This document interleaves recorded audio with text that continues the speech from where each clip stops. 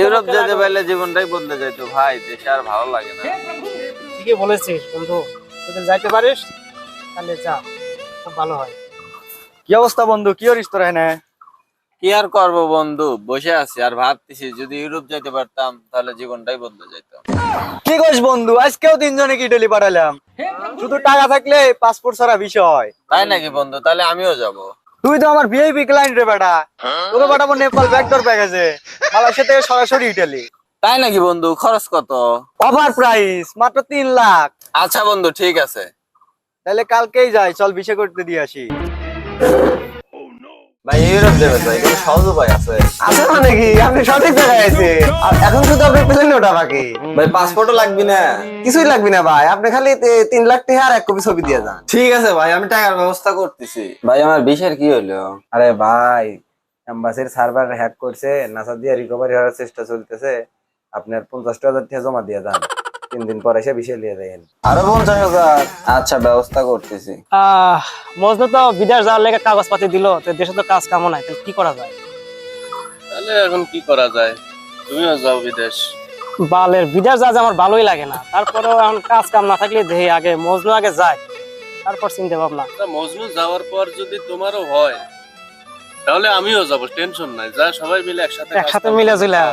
তখন ভালোই লাগবে। আচ্ছা ফরিদ, তুমি কি জানো যে মজনু কোন রাষ্ট্রে যাইতেছে? আমি তো জানা মতে ও ইটালি যাবে মনে করি। মজনু মজনু বন্ধু কই যাস? মজনু বন্ধু কই যাস? কই যাও বন্ধু? তোর বিদেশ যাওয়ার কি হলো? আর বিদেশ, রাকিব দালাল একজনের নাম্বার দিয়েছিল, অফিসের নাম্বার দিয়েছিল, অফিসে গেছিলাম। যাওয়ার পরে ওই জায়গায় টাকা দিছি 3 লাখ, টাকা চাচ্ছে আরো 50,000। এখন রাকিব দালালে খুঁজতেছি। রাকিব দালালে কি দেখছো বন্ধু? আজকে সারাদিনে তো দেখি নাই। ওরে কালকে দেখছিলাম। কোথায়? ওই দেখলাম যে ওই সাইড দিয়ে ঘোরাফেরা করতেছে, কেসমতের বাড়ি ওখান দিয়ে। তাহলে চলো রাকিব দালালের বাড়িতে যাই। কেন কোনো ঝামেলা হয়েছে নাকি? হ্যাঁ ঝামেলা হয়েছে, রাকিব দালালে খুঁজে পাচ্ছি না, আরো 50,000 টাকা যাচ্ছে। টাকা দিলাম 3 লাখ, আরো 50,000 চাই। তাহলেও টাকা নিয়ে ভাগছে, তুই আর টাকা পালি না। তাহলে চল বন্ধু রাকিবের বাড়িতে যাই। তাহলে চল যাই দেখি দালাল খুঁজে পাই কিনা। দালালের বাড়িতে যাই। গাড়ার শালা তো ধান্দা শুরু করছে তাহলে। চলেন দেখি রাকিব বাড়িতে আছে নাকি। রাকিব দালাল, রাকিব দালাল, রাকিব। কেডা ডাকে? রাকিব নাই? না, ও তো 3 দিন ধরে বাইট নাই। কই গেছে? কোথায় গেছে তা তো বলে যায় নাই। রাকিবের তো পাইলাম না। তাহলে বন্ধু কি করার? রাকিবের তো পেলাম না, তাহলে কি আমার টাকা মার গেল নাকি বন্ধু?